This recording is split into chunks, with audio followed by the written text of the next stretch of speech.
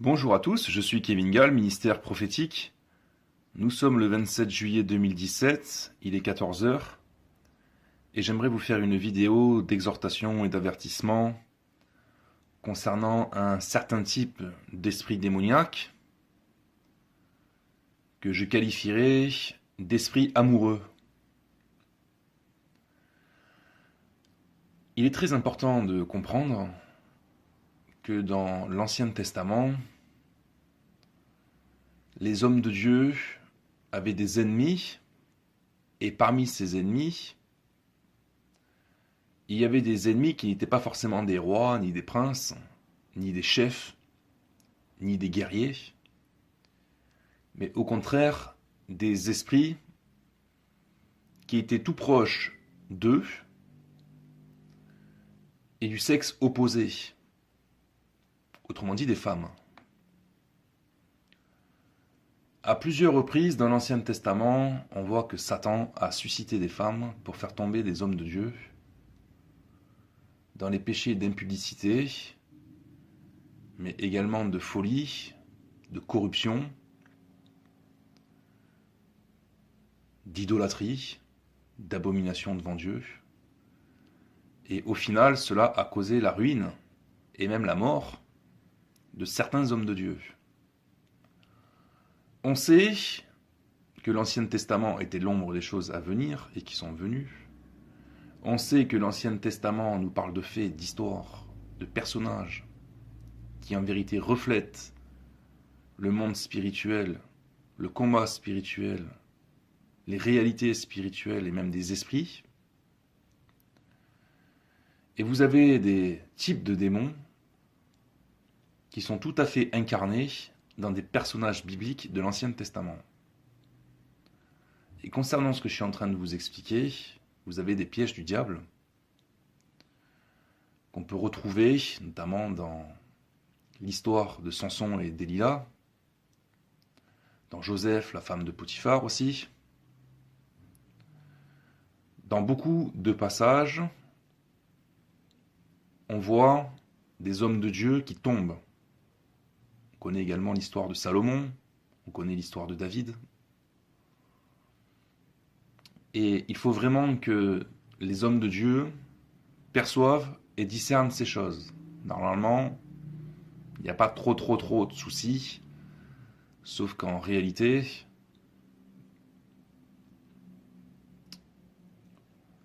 même si ça ne va pas trop loin dans le péché,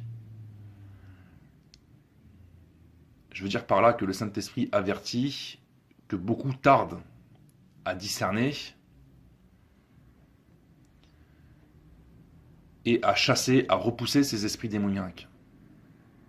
Bon, bien évidemment, il y en a qui tombent aussi, et leur condition est grave après, on le sait. Et je voulais vous avertir parce qu'il y a différents types d'esprits démoniaques dans le domaine de la séduction et dans le domaine de l'amour. Vous avez par exemple des esprits de sirène, c'est vrai. Vous avez des maris de nuit, des femmes de nuit, des esprits démoniaques qui sont carrément amoureux de la personne qui en est possédée. Mais vous avez des esprits démoniaques qui agissent à travers des personnes de sexe opposé, qui subitement, comme ça, vont commencer à tomber amoureux de l'homme de Dieu. Ils vont commencer à faire des rêves, non pas des rêves érotiques, où ils sentent qu'ils ont une relation sexuelle, mais ils vont commencer à avoir des rêves qui vont concerner l'homme de Dieu. Ils vont commencer à rêver qu'ils se marient avec l'homme de Dieu. Ils vont commencer à rêver qu'ils doivent aller vers l'homme de Dieu. Et oui, ça peut aller jusqu'à rêver qu'ils ont des rapports avec l'homme de Dieu. Et après, quand ils se réveillent, ces personnes qui en sont possédées ben, se posent des questions et ils se disent: ah, Dieu m'a parlé, tel homme de Dieu est mon mari. Ou alors ils se réveillent et ils commencent à développer des sentiments envers l'homme de Dieu. Et ces personnes tombent amoureuses. Et ces personnes commencent à tourner autour de l'homme de Dieu. Et l'esprit démoniaque qui est caché, qui est derrière ces femmes, commence à travailler. Par la séduction, les flatteries. Et si là, il n'y a pas de discernement, le piège risque de faire très très très mal plusieurs temps après. Et ce qu'il faut discerner à ce moment-là, c'est la confusion, le mensonge, l'égarement, la folie, les fausses accusations, le mépris, l'arrogance, la rébellion, bref, tout ce qu'on retrouve dans les ténèbres se manifeste peu de temps après que vous commencez à les discerner, à les repousser. Ces esprits-là, si vous ne les discernez pas, vous tombez avec eux dans la fornication et après vous êtes liés, comme Samson. Mais si vous commencez à les discerner, et si même vous les discernez de suite, ils passent de tout gentil, tout mignon, à une véritable bête féroce. Ils commencent à vous accuser, exactement comme la femme de Potiphar, qui n'a pas supporté d'être repoussée par Joseph et qui a crié dans toute l'Égypte au scandale, en faisant des fausses accusations contre Joseph. Ces esprits-là, vraiment, je les connais. Je pourrais écrire des livres et des livres sur ça. J'ai vraiment de l'expérience dans ce domaine aussi. Je ne parle pas que de ce qui est écrit dans la Bible, je parle également du vécu, du témoignage et de ce qui est écrit dans la Bible. Donc c'est vraiment des esprits qui sont des esprits de folie. Soit vous coopérez avec eux, soit vous les égouillez d'entrée. Mais en général, il y a une guerre qui s'opère. Et tant que la délivrance n'a pas eu lieu, il va y avoir des dégâts.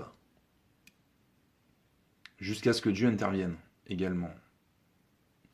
Mais quand Dieu il intervient, on voit la folie qui se manifeste plus gravement chez la personne qui en est possédée. Il y a un retournement de bâton, un effet boomerang que Dieu permet, et ça peut aller très très loin après. Donc méfiez-vous des personnes qui viennent vers vous pour vous dire « J'ai rêvé de toi, tu es mon mari, j'ai rêvé de toi, on se rapprochait, et puis ces personnes vous tournent autour, et puis vous sentez qu'en fait elles vous dérangent dans votre ministère, vous sentez que petit à petit elles commencent à dire « Mais pourquoi tu prêches ceci? C'est pas plutôt comme ça? C'est pas ceci? C'est plutôt comme ça ?» Ils commencent gentiment à travailler avec de la séduction, avec des paroles flatteuses, et petit à petit, Satan vient commencer par semer de l'ivraie. Il commence à t'expliquer que tu as tort, il commence à t'expliquer que c'est elle qui a raison.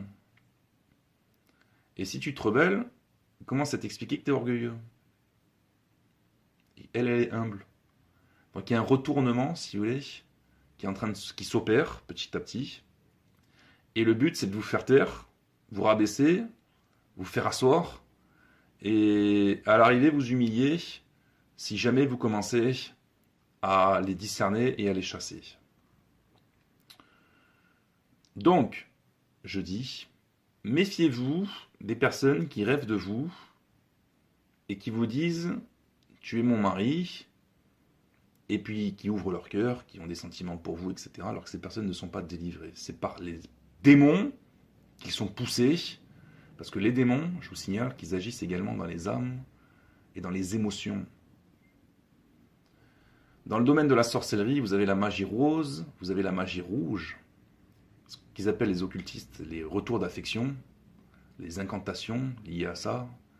Par exemple, bon, ben voilà, vous avez une séparation qui est douloureuse, vous allez consulter un magicien, il va faire de la magie rose, ou de la magie rouge, ou un marabout, et ils vont faire un travail spirituel occulte pour faire ce qu'on appelle un retour d'affection, c'est-à-dire que la personne qui vous a abandonné puisse revenir vers vous, qui subitement se met à vous aimer comme ça, et à revenir vers vous, à rêver de vous, etc., etc. Ce sont les démons qui sont à l'œuvre. Les démons manipulent les consciences, les esprits, et même les sentiments et les émotions.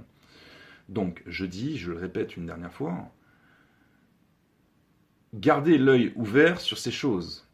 Ne tombez pas dans le sentimentalisme, ne tombez pas dans une vaine pitié, compassion d'une personne qui, soudainement, est prise de sentiments pour vous, d'émotions, jusqu'à avoir des rêves qui sont inspirés par les démons. Parce que si vous commencez à rentrer dans le jeu du diable, ça peut traîner longtemps, et c'est surtout que vous pouvez tomber, gravement tomber, et peut-être même ne plus vous relever. Ça s'est passé à des hommes de Dieu, on ne sait même pas où est-ce qu'il est Salomon à l'heure actuelle, c'est pas précisé dans les Écritures, mais entraîné par l'amour des femmes étrangères à Dieu, à l'Esprit de Dieu, il s'est livré à l'impudicité, mais il s'est également livré à l'idolâtrie. Et ça a causé sa ruine. Et ça nous a été donné, laissé comme exemple à ne pas suivre, malgré toute la sagesse et la gloire que Dieu lui avait donnée, de telles puissances spirituelles, néfastes, ténébreuses, démoniaques, de sexe opposé, et sont capables de faire tomber même les plus grands. C'est pourquoi il ne faut pas jouer. Pas sous-estimer l'adversaire, jamais de la vie. Et quand on est un homme de Dieu célibataire, il faut vraiment être protégé par la main de Dieu et rester obéissant à la voix du Seigneur. Parce que vous pouvez être célibataire à l'âge de 20 ans, 25 ans, 30 ans, 35 ans, 45 ans, j'en sais rien. À vie peut-être, selon ce que Dieu a réservé pour vous. Mais ce n'est pas parce que vous trouvez le temps long qu'il faut faire n'importe quoi.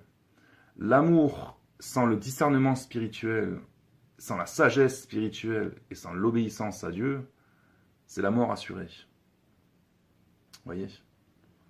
Il y a bien trop de problèmes à l'heure actuelle dans les églises qui sont liés à un amour qui était précoce, charnel, voire démoniaque.